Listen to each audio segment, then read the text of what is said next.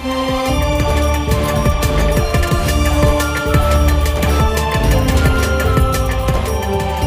जैसे आपको प्रथम मंत्र दिया जाता है, उसमें 7 मंत्र हैं।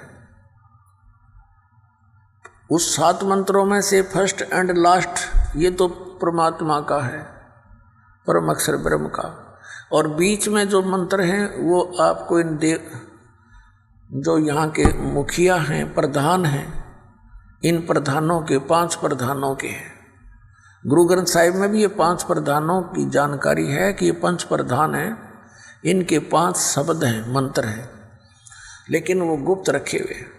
तो ये मंत्र दिए जाते हैं, ये इनकी पूजा नहीं है। पूजा तो हमने उस परमात्मा की करनी है जो हमें सर्व सुख देगा। जा जाने के बाद फिर कभी संसार में नहीं आएंगे। हमने वो स्थान प्राप्त करना है, वो मालिक प्राप्त करना है। जैसे कल भी उदाहरण दिया था, जैसे हैंड पंप लगाने का उद्देश्य क्या है? हमारा इष्ट है जल। जल प्राप्त करने के लिए हमने हैंड पंप लगाना पड़ेगा। हैंड पंप हमारा पूज्य नहीं है, वो हमारा इष्ट नहीं है।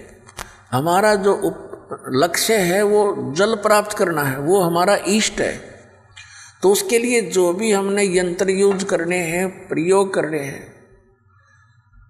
वो तो एक मजदूरी साधना, एक प्रोसीजर है, प्रोसेस है उस परमात्मा के पाने का, वो हमारे इष्ट नहीं है। तो इसी प्रकार ये जो मंत्र हम जाप करते हैं, कई तो ये कहते हैं बोली आत्मा कि महाराज जी सत्संग में तो कहते हैं परमात्मा कबीर साहब के अतिरिक्त किसकी भक्ति नहीं करनी चाहिए, किसी की पूजा नहीं करनी चाहिए। और इधर आते हैं तो नाम देते हैं शुरुआत में वही 5 इन्हीं के। तो पुण्यात्मा यहाँ विवेक से काम लेना पड़ेगा, इतना एकदम रिजेक्ट ना करना इस मार्ग को, क्योंकि ये मार्ग आपने कभी सुना न देखा। अब हम यहाँ रह रहे हैं, एक सह परिवार में रह रहे हैं। ये समझो जैसे एक लड़की अपने ससुराल में और ज्वाइंट फैमिली में रह रही है, उसमें जेठ जेठानी है, देवर देवरानी भी है, सास और ससुर ननद भी है। अब वो सबका सत्कार करती है, आदर करती है, और सभी जो काम जैसा उसकी ड्यूटी होती है प्रत्येक की आज्ञा का पालन करती हुई वो सब कार्य करती है। वो आदर सबका करती है, सत्कार सभी का करती है यथोचित, लेकिन वो पूजा अपने पति की ही करती है। उसकी आस्था अपने पति में ही रहती है। भले ही परिवार में रहते हुए वो ऊपर से ये विशेष दिखावा नहीं करती, लेकिन फिर भी उसके हृदय में जगह जो अपने पति की है, एक पति भर्ता बेटी की, अन्य में नहीं हो सकती।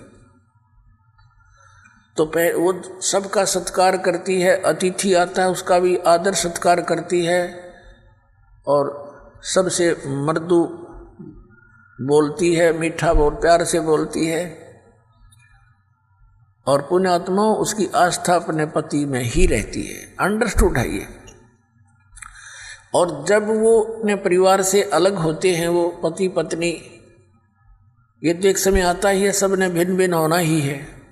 तो वो जब अलग होते हैं और उसके हिस्से में जो भी आइटम आए हैं बंटवारे में, तो सारे उठा के अपनी चम्मच भी ना छोड़, छोटी सी भी जो उसके हिस्से में आई है, और सारे उठा के अपने पति वाले घर में रख लेगी, सारा कति सब उठा ले जाएगी। तो उस समय उसकी कोई लगाव नहीं उन परिवार के अन्य व्यक्तियों से। लेकिन वो अलग बात है, आदरणीय फिर भी है, लेकिन अब पता चला उसका कि इसकी आस्था किसकी थी, पूजा किसकी कर रही थी। तो पुण्यात्माओं, ऐसे हम यहाँ एक ज्वाइंट फैमिली में रह रहे हैं। ये ब्रह्मा विष्णु महेश गणेश दुर्गा जी ये हमसे दूर नहीं है, ये अपने ही भाई बहन हैं। इन्होंने जन्म जन्मांतर में कोई अच्छे पुण्य करके या पोस्ट प्राप्त कर रखी है। अब इनके साथ हमारे मन में द्वेष आना यह मूर्खता की पहचान ही होगी।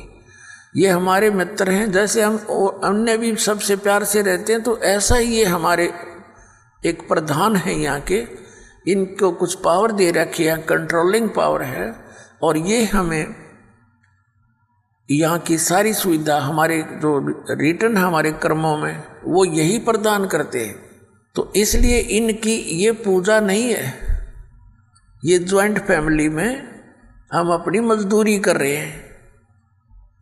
और जब हम यहाँ से चलेंगे तो हमने इन सभी भगवानों से नो ड्यू सर्टिफिकेट लेना पड़ेगा, इन सब साहबों से। अब भगवान साहब राम इस किसे कहते हैं, थोड़ा सा यहाँ प्रमाण देते हैं।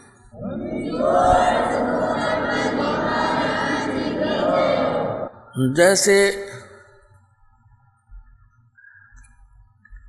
एक तहसीलदार है, उसको भी साहब कहते हैं,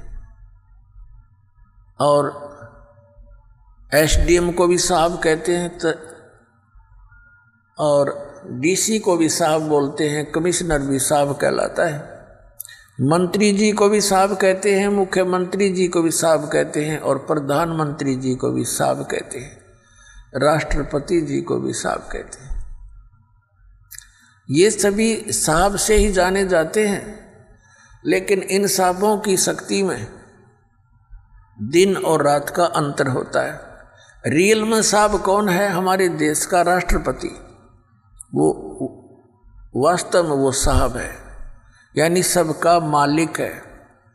तो ऐसे ही ये अन्य जितने भी पद पोस्ट हैं, श्री गणेश जी का, श्री विष्णु जी का, श्री ब्रह्मा जी, श्री शिव जी, दुर्गा जी का, श्री दुर्गा जी देवी का, और ब्रह्म का,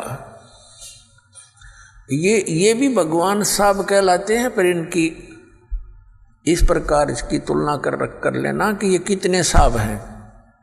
श्री ब्रह्मा जी रजोगुण विभाग के मंत्री एक ब्रह्मांड में, श्री विष्णु जी सतोगुण विभाग के मंत्री इस एक ब्रह्मांड में, और 3 लोकों पर इनकी ये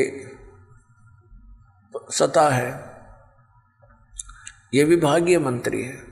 और तमोगुण विभाग के भगवान शंकर जी। तो ये तो केवल एक ब्रह्मांड में और 3 लोकों पर मालिक है, वो भी एक विभाग के। और इनका पिता जो है वो 21 ब्रह्मांड के अंदर एज ए चीफ मिनिस्टर काम करता है, ये समझ लो। तो ये ब्रह्म जो है ये केवल 21 ब्रह्मांड का साहब है। गीता जी अध्याय नंबर 15 के श्लोक नंबर 16 और 17 में 3 पुरुष हैं। 3 पुरुष माने प्रभु। एक सरपुरुष तो ये ब्रह्म है, ज्योति निरंजन, जिसके 21 ब्रह्मांड है। और अक्षर पुरुष है जिसके 7 शंख ब्रह्मांड है, जिसको परब्रह्म भी कहते हैं। संतों की वाणी में पार ब्रह्म है। वो पार ब्रह्म जो है वो इस परब्रह्म से अन्य है, वो पार ब्रह्म अलग है। एक तो परब्रह्म जैसे ब्रह्म से नेक्स्ट पर दूसरा, और एक पार यानी सबसे ऊपर का। वो गीता जी अध्याय नंबर 15 के श्लोक नंबर 17 में कहा कि उत्तम पुरुष तु अन्य परमात्मा इति उदाहरत है। ये लोक धर्म आविश्य विवर्ती अवैश्वर है। गीता जी अध्याय नंबर 8 के श्लोक नंबर 1 के उत्तर में, गीता अध्याय नंबर 8 के श्लोक 3 में उत्तर देते हुए गीता ज्ञानदाता कहता है वो परम अक्षर ब्रह्म है। तो ये जो अक्षर पुरुष है ये तो 7 शंख ब्रह्मांड, नील पद्म शंख ब्रह्मांड का 7 शंख, इतना साफ है। और वो परम अक्षर ब्रह्म उत्तम पुरुषत्व अन्य, ये असंख्य ब्रह्मांड का ओवरऑल कंट्रोलर है, ये सब का मालिक है। वो कबीर देव है, कबीर साहब है, जो काशी में धानक जुलाहा रूप में रहा करते थे।